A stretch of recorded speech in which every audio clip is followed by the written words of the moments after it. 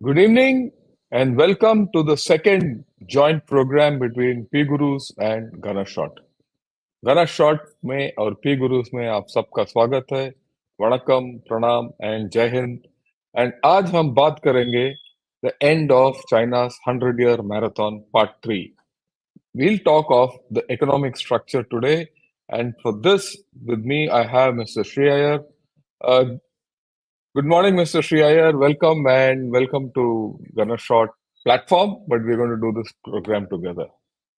Always a pleasure to be on your platform, General Ravi Shankar, and this is the second time that we are doing a joint program. So this is available on both Gunner Shot YouTube channel as well as on P Guru's YouTube channel. Wherever you are, please like this video and also please subscribe to that channel if you have not already done so. General Ravi Shankar, you've done a fantastic job of detailing this 100-year marathon. Perhaps you can start by summarizing the first two episodes for our viewers Yeah, who I'll may do be that. joining from the first Definitely. time. Over, sir. Over to you. Yeah, definitely. Yeah. Now I'll start where because I'll do a recap of this whole story. There's this book called The 100-Year Marathon. And this book by Michael Pillsbury is a bestseller. He wrote it about 8, 10 years back. And in which he's outlined China's secret strategy to replace America as the global superpower. While this may be so as it is, there is a clear evidence that this 100-year marathon is coming to an end without China becoming a superpower. Okay. Now, let me clarify at the outset. This story is not about the collapse of China. This story is not about the disintegration of China. This whole story and analysis is about the fact that China will not be the power which we think it will be. It might not be that great, power which everyone thought will be and which will overtake USA and all that, but that is a later day story. Now, when you look at the power of a nation, and especially in respect to China, many factors go into determining the power of a nation. But when you look at China, these six are the ones which are analyzed. Analyze the demography, the ideology, the structural issues or the economic structure, which we're going to speak of today, the climate change, geopolitics, and military. Now, these six factors go into making the power of China. For different countries it could be different, but for my this thing, I examined all these. So I first took in the first thing, I started with demography. That was the first part. And in demography, what was it? Fundamentally, a nation is made of people. China has had this one-child policy. It has consigned China to an irrevocable demographic decline. Why? The population is dwindling, abysmal birth rates, it's losing working age population and aging at the fastest rate in human history. Never before.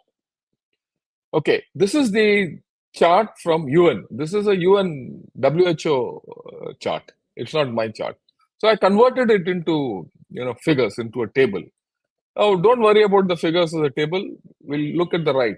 Till 2030, there's no major perceptible change, except that the aged people in China will increase. There will be about 1/4 of the population will be 60 plus. But the decline really starts from 2030 to 2040. In that decade, the total population decreases by 55%. Working population reduces by 120 million. And 1/3 of the population, 30% of China, will be aged. Now, this is as per the official figures. As per unofficial figures, this could get preponed. So, virtually till after about 3 to 4 years, you will see the decline setting in. Already, there are alarm bells ringing in China. There is no way to turn the clock back. This two-child policy, three-child policy is not working. It is not an uncertain but a bleak future, as the PRC does not have the tools to cope with this change. People talk of Japanification. In comparison to what's happening in China, Japanification will be a boon. Okay, the second video which I did was on ideology.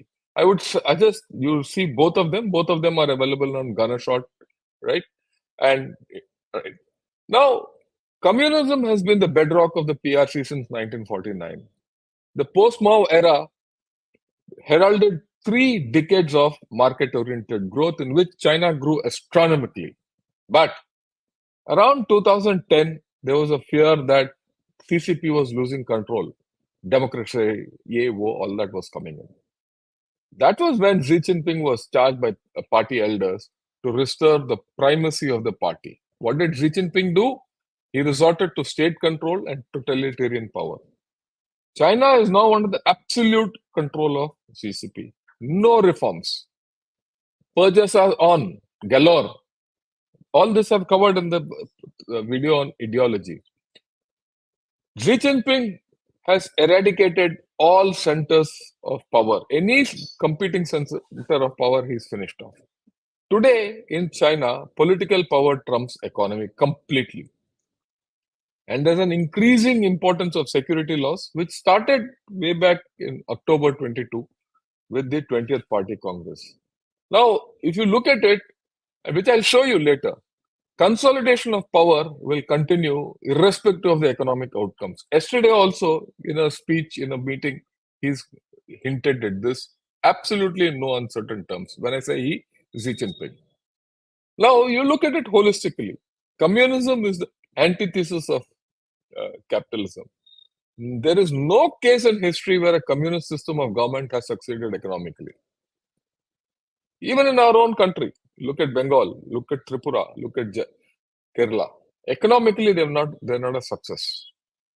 And you look at the USSR, which broke up. You look at Venezuela. You look at Cuba. There are a number of things. And additionally, till Xi Jinping remains in power, this will not change. The indications very firmly for the past 10 years, ever since Xi Jinping has taken over power, is that the leadership is willing to sacrifice economic growth for the sake of ideology. That is the bottom line. Okay. Now, with this as a background, I'll talk of the economic structure. Now, what you need to understand. Yeah, please go ahead.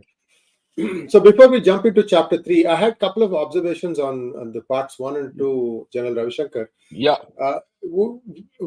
We saw within a period of 6 to 8 months, a lot of the top leadership pass away.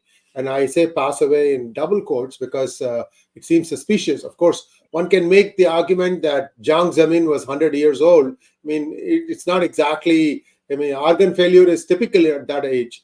And then we saw the unfortunate demise of Li Keqiang. Li Keqiang was the one person who was sort of like, he knew economics, he knew how to steer the country, if in case he became the general secretary, which was what Hu Jintao wanted. That's all the, palace intrigues. And we all saw how Hu Jintao was unceremoniously marched out of the Congress, this the plenum, whatever they call it.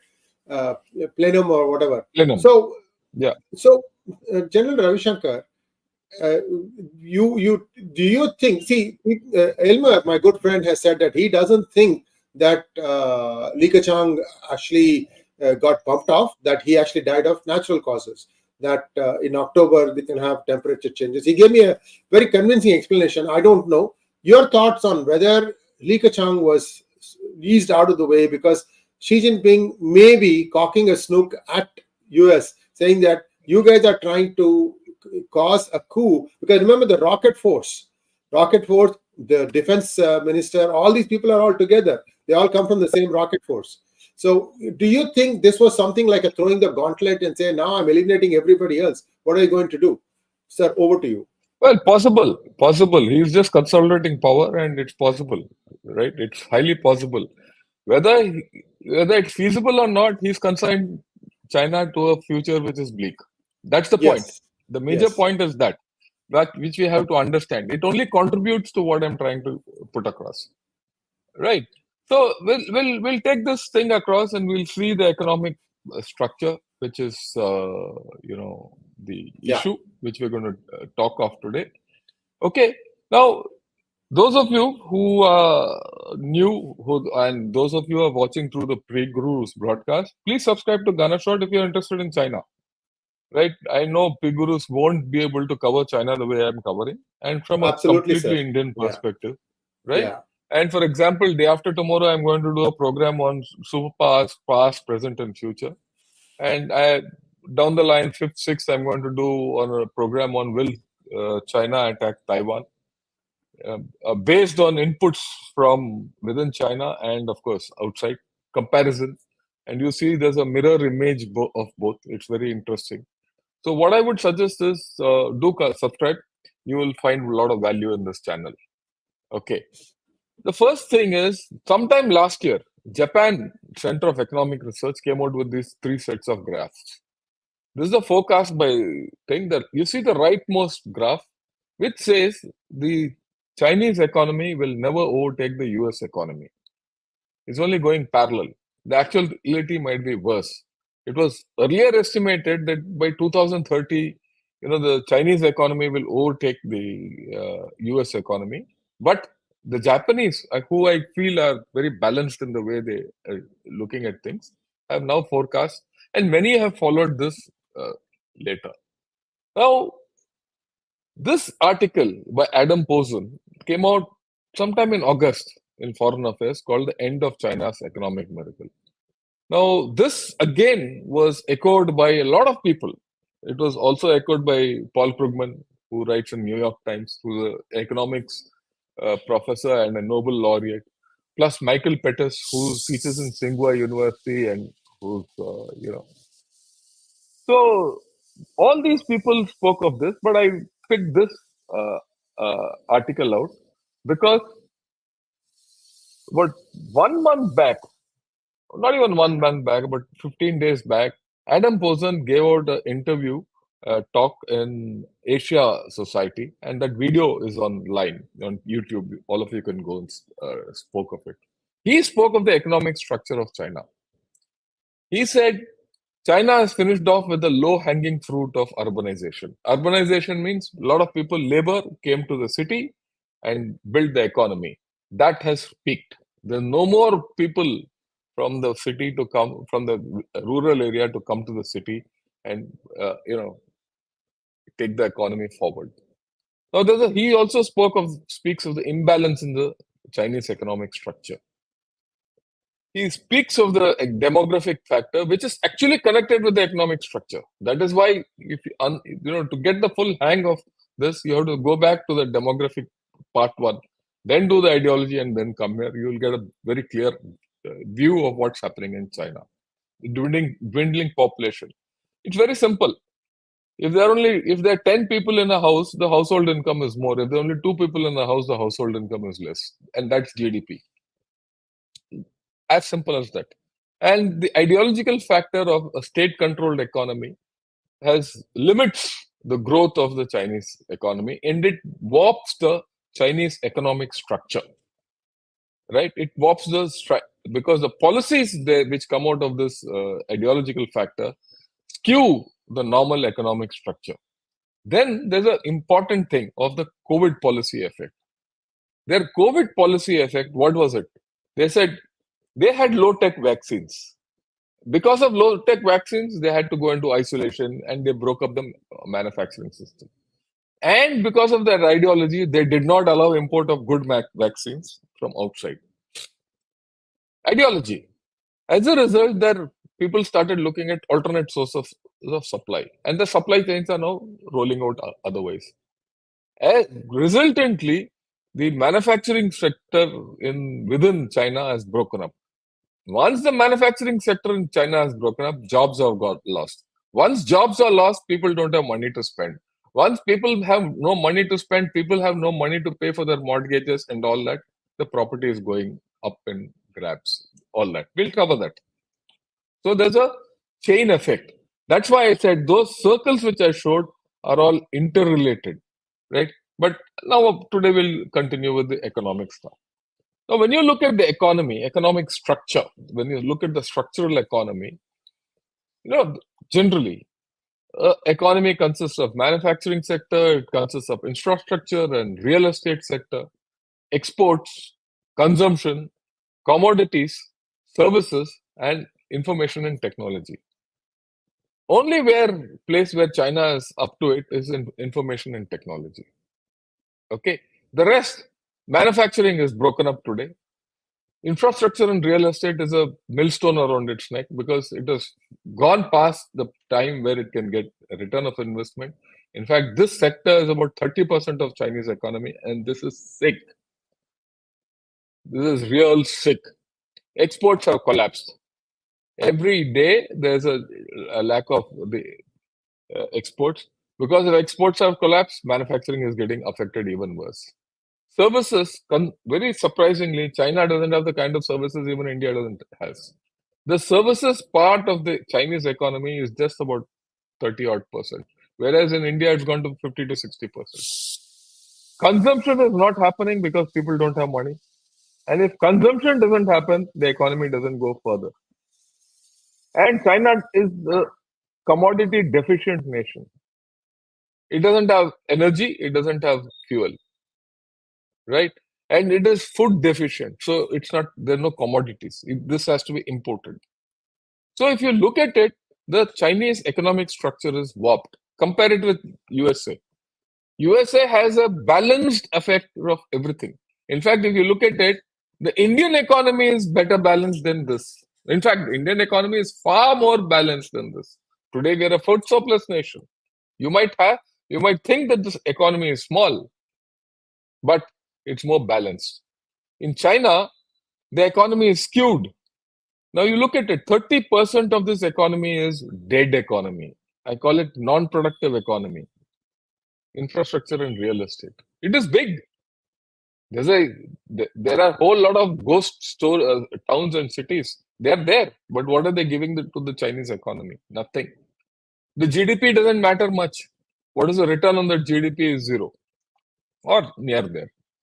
Okay, and that is shown very nicely in this cartoon by Rebel Pepper, where he's shown that Xi Jinping is looking for consumption and it's not happening, and it's not happening at all.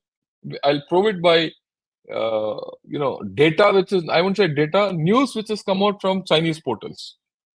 Okay, China has over relied on real estate, infrastructure, high local debt, inefficient state-owned enterprises, and low-end manufacturing. This is known.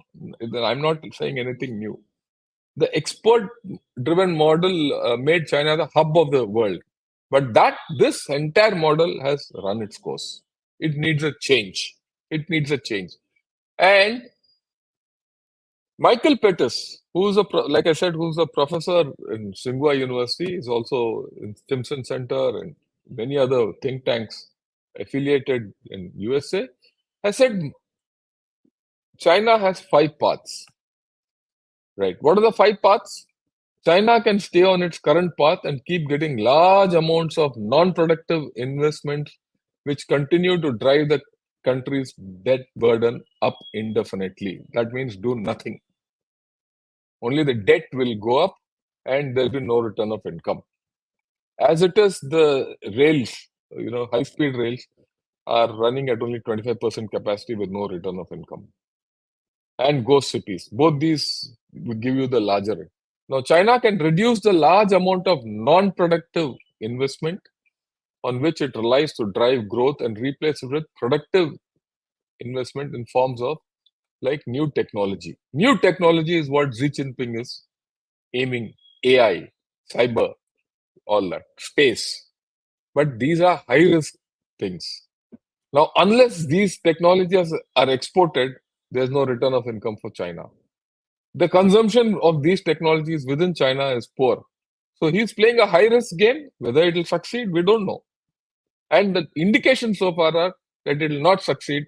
But because these technologies by themselves, which China is producing, have a question mark.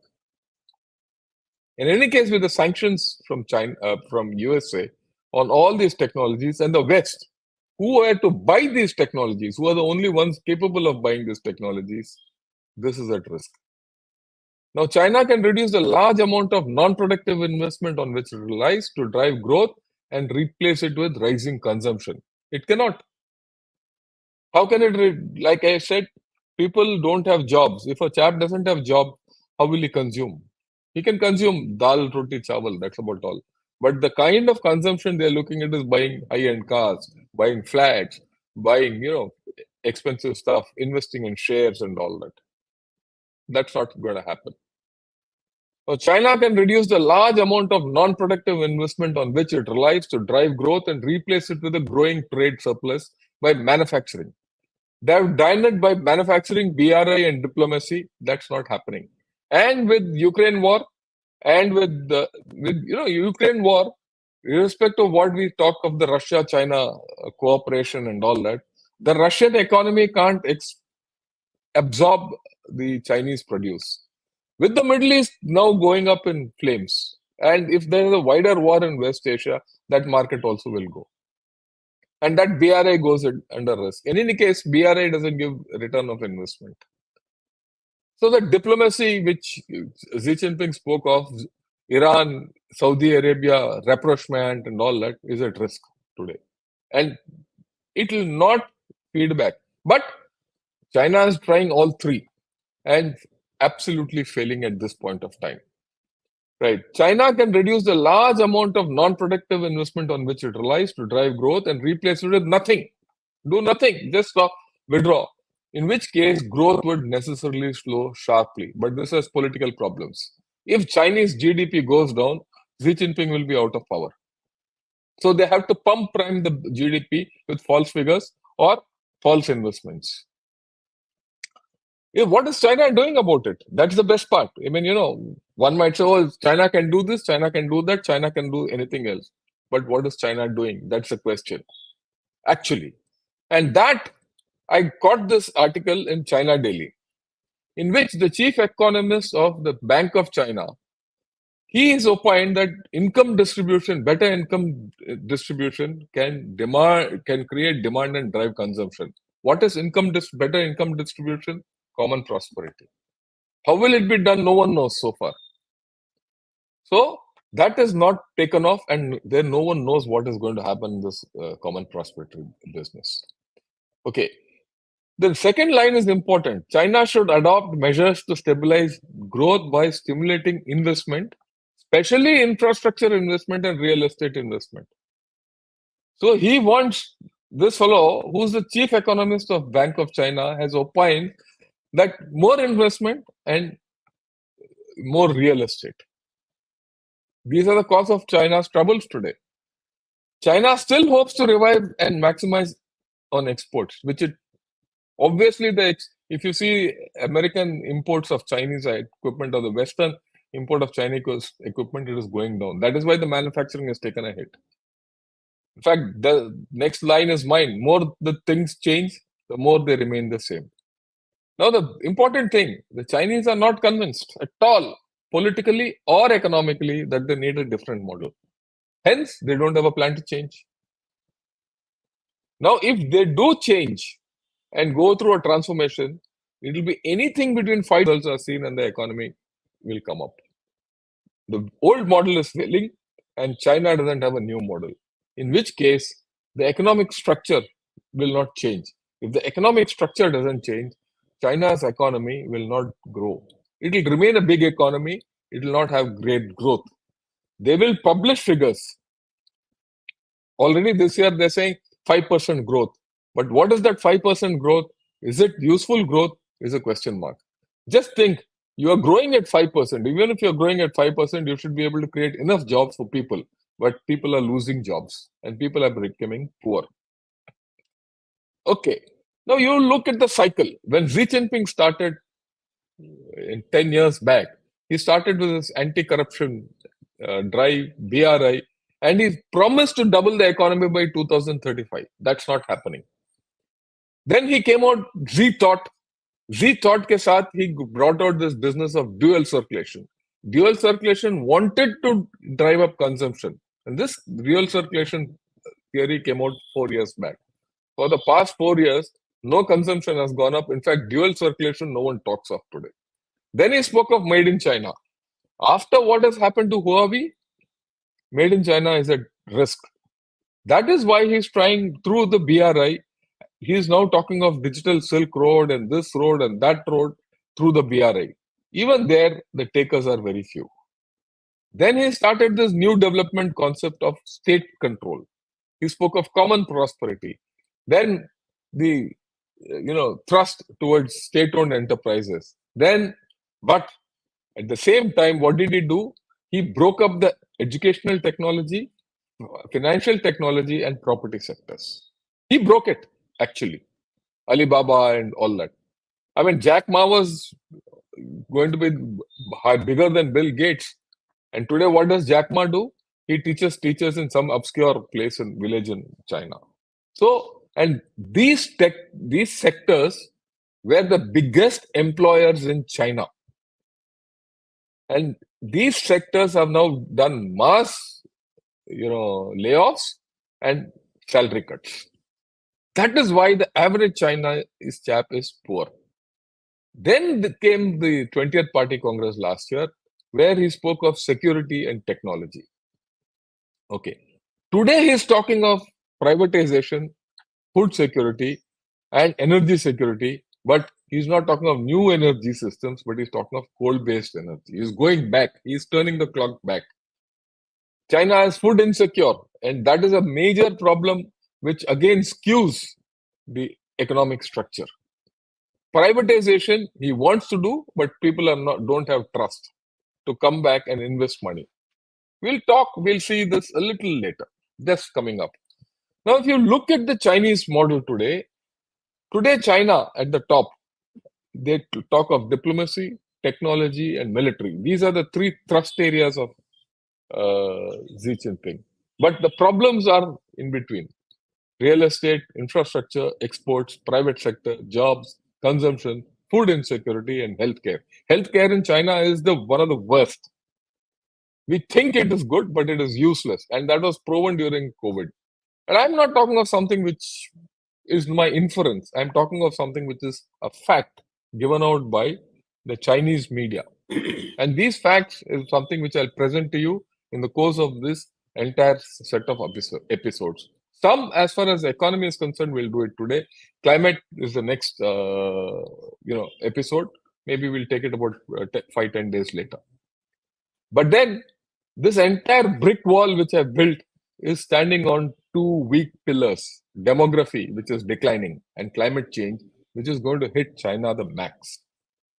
Why China and why not India? We'll cover it in the next episode.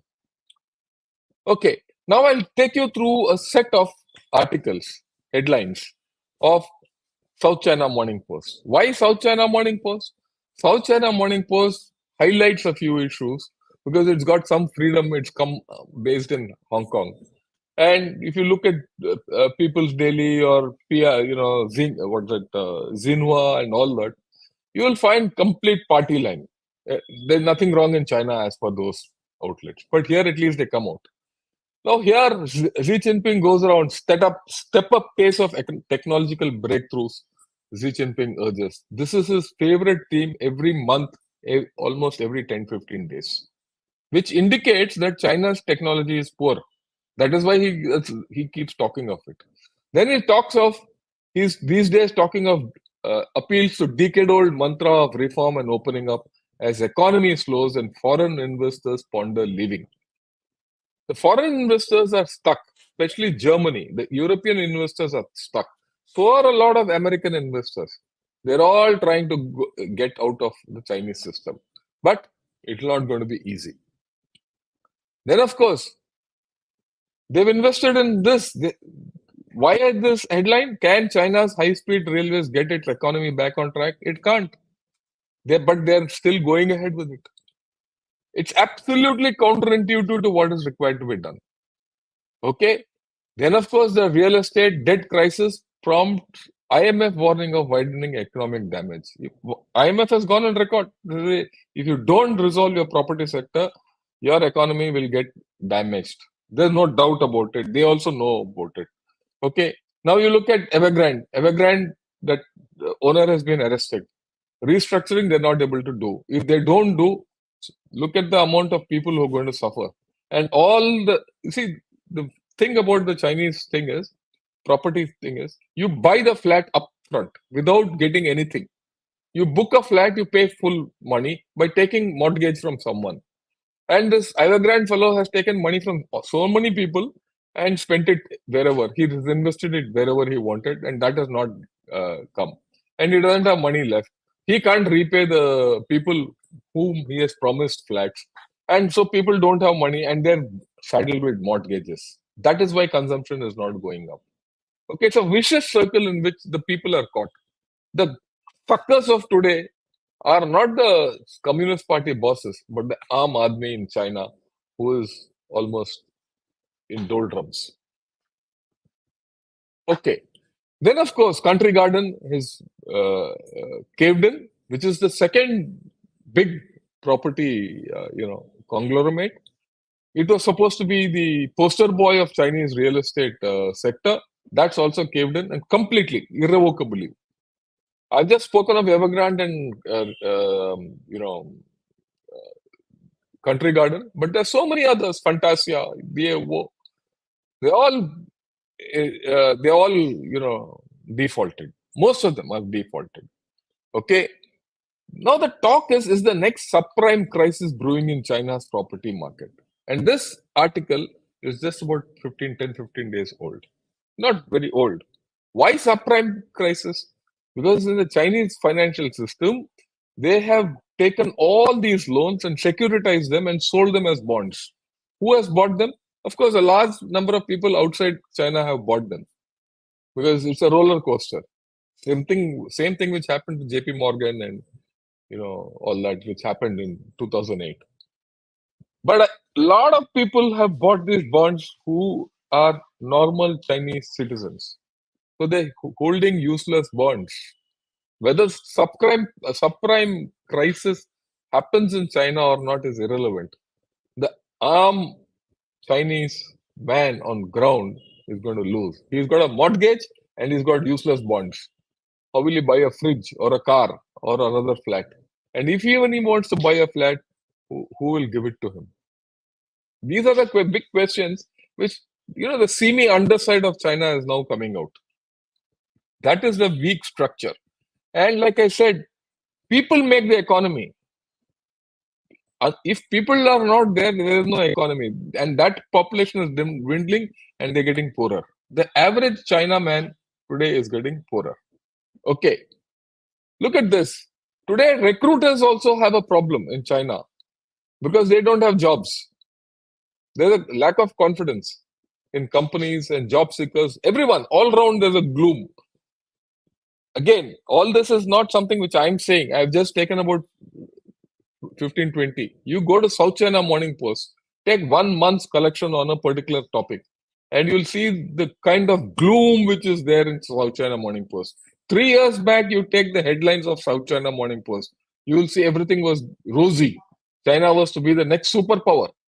But today, it's hardly that. No one talks of China as a superpower there. Okay. Then there's an issue of migrant labor.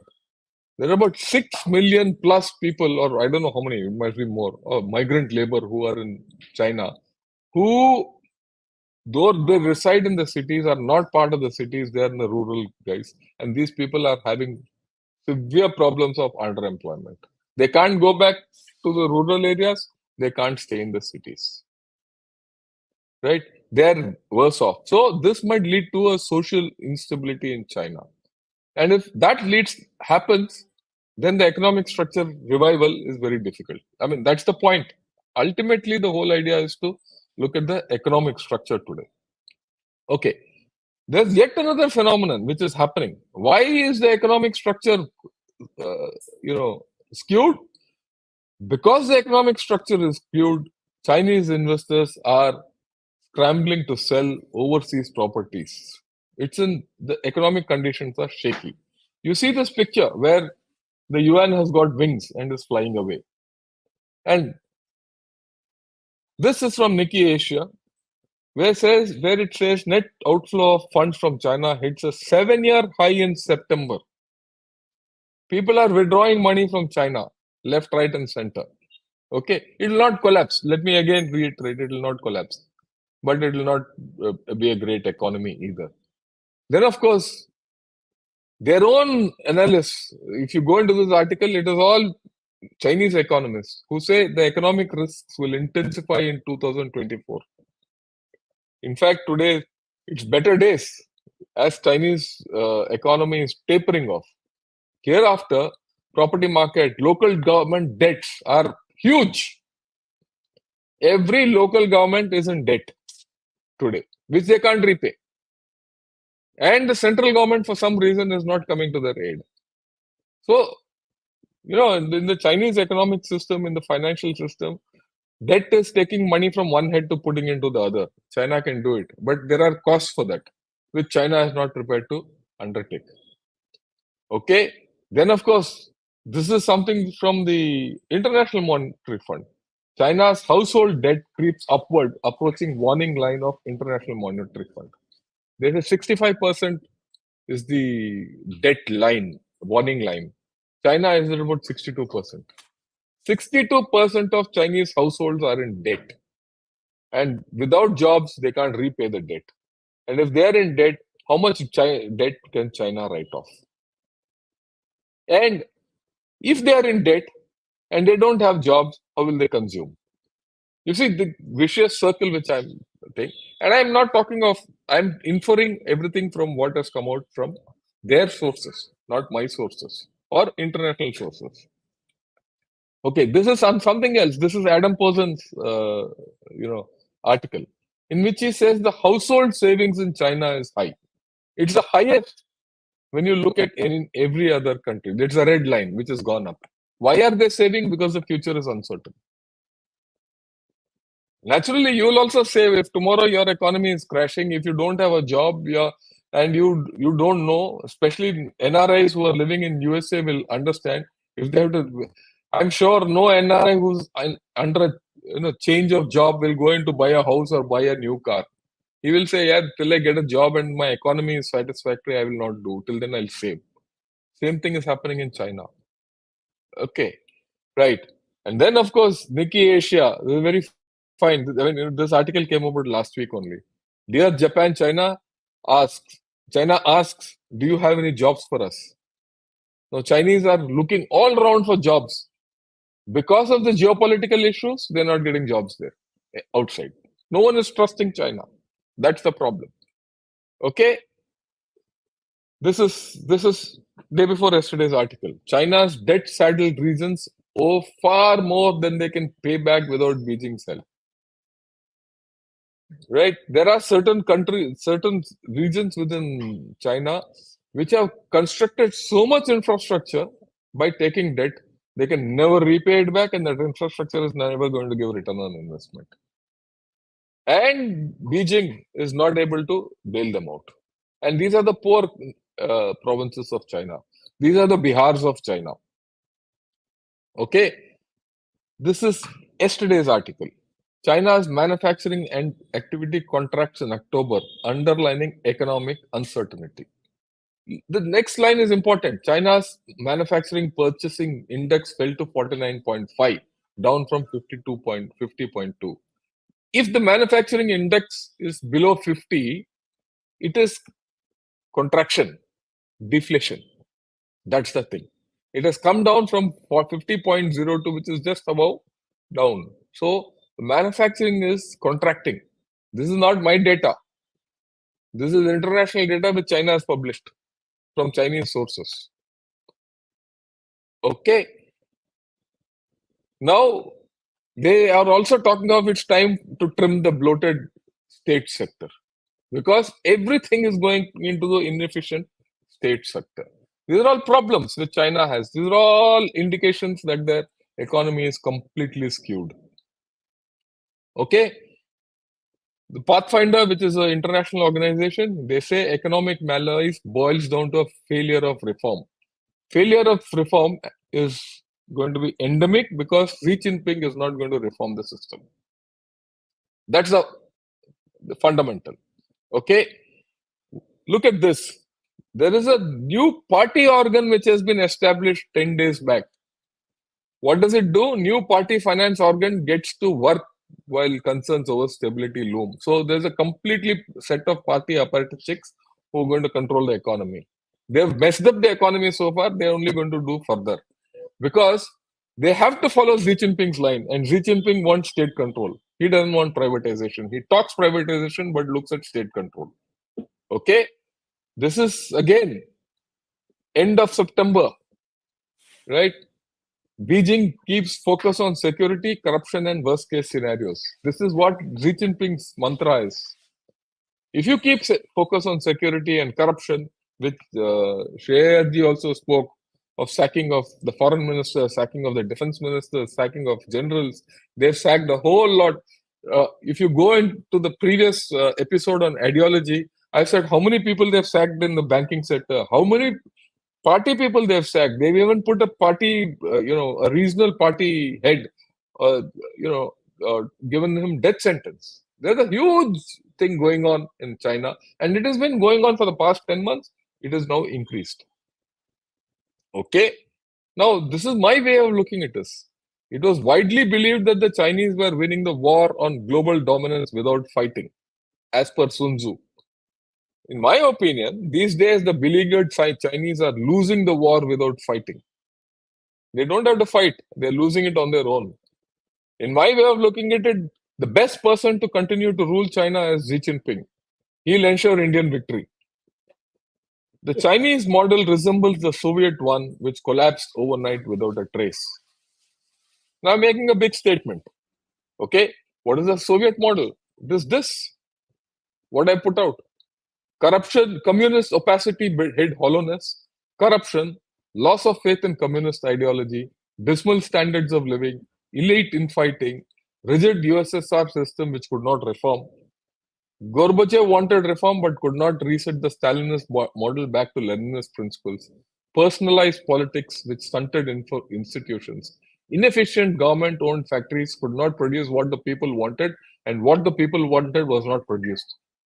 Supply simply did not match demand. Soviet Union could not service its debt, and it is a over-militarized economy.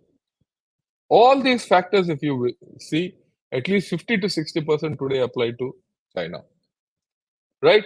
So this is where I finished today's economic structure. Shreyaji will have a few questions from you. You can ask me, and then I'll take questions from others. Yes, sir. This window dressing of their economy has been done in many ways and for many years. My question to you, General Ravi Shankar, they were doing it in plain sight. For example, this is laughable when I say this, but it is true. China used to print 4 copies of every note they printed. There's a 100 yuan bill with a certain serial number. You could find 4 of those bills, exact same replicas. Yeah, So possible. if you no, we actually have a picture somewhere in our archives. We have shown this many times. This is from a person who was on a work visit to Shanghai. He goes to an ATM and he withdraws 500 yuan, 500 yuan bills. 4 of those come out with the same serial number, and he's scared. He thought there was a mistake. He goes to bank after bank, and they don't want to do anything with it. We don't know. We are not set up to do anything. So these kinds of things, and so he had to bring it back to India. That's how he had those bills. So the point I'm trying to make, General Ravi Shankar, is this was something that was known to the West. How is it that they allowed China to ping or they put their yuan exchange rate, peg it at between 6.5 to 7, more or less, right? So essentially, when you make 4 copies of your currency, that means it's essentially 26 to 28 yuan per dollar. But the West allowed them to keep it this way. Why do you think they did that? It suited the West. That's all. It suited the West to not look at things because, see, at the end of the day, the West was making money. Take the case of Apple. Apple, iPhone. Yeah, yeah, The iPhone is, made in China, right? Uh, you buy an iPhone, say, for about $1,000. The actual cost, everything of that iPhone, which China comes out of China, is just about 200 odd dollars. I might be off on my figures, but that's where it is. 200 $250. The profit to China was on the $250. Apple made profit on the $750 for wherever it is, right? Which is the difference between the selling price and the manufacturing price. So it was convenient. And this thing you can, apply to any other uh, item. So it was being made cheaply there. China was getting its cut. But the American system was, and the Western system was getting far more money till the time the Chinese started undercutting that through IPR theft, etc., etc., to manufacture their own technology. That is where the problem started. And now, of course, it's out in the open. So that's how it is. As simple as that. And that is why, without the buying power of the West, the Chinese economy can't survive. It will survive the way it is. I mean, but it will not grow. Yeah. So many say in the US-China relations, the nuclear option is for United States to take the Hong Kong dollar off of the peg. See, most of the business still Yeah, from I the West. understand. Yeah. But again, US is hesitant to do that. Why do you think that is happening? You'll say, look, that will destabilize all financial markets. Slowly, they'll pull the plug out. And that started already, actually. Actually speaking, if you see the Chinese yuan has been going down, the Chinese shares have been, collapsing. They're trading very low. So that's slowly happening. As slowly people have started disinvestment. In any case, where you're committed, there you cannot pull out. New investment is not going into China. The new investment into China is all hot money. It could be own Chinese money going back, if at all. But there's a whole lot of Chinese money which is going out. That's how Well, it is. last observation, sir, not a question. Many states in the United States, like for example, Republican-run states, have made it illegal for China to acquire land in United States. This is a way to kind of poison pill, if you will, sir. But the democratic places are still open to it. For example, California. If I look around in Yeah, Bay Area, allows. Yeah, a it's lot of people are coming there to buy yeah, flats there. all over the place. And Trump tried to stop it to some extent. Again, now Trump is no longer in business, and Biden administration doesn't seem to want to do anything about it. This augurs well for the seller. Like for example, if somebody were to sell their Yeah. property in US, in California, they can make some profit out of it. But for how long is the question, sir? Your thoughts on how long this binging is going to happen? Look, the rich Chinese want an alternative.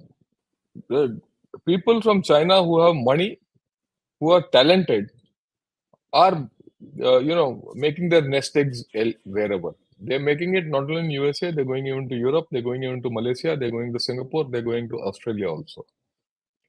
So it's up to the American government. It's up to the American government how much they can, allow these people to come and settle there and all that. That's something which I can't even. I mean, I'm very clear that in India, then none of them are allowed. They are being kicked out. Slowly, their investments are being wound up and they're being investigated. Uh, a few companies have been, Oppo and all these people have been told to wind up, right? And we are very clear in India, but I don't know. US, it depends on US government what it does and Yes, how indeed. US Yes, government indeed. sees Yeah. this whole story.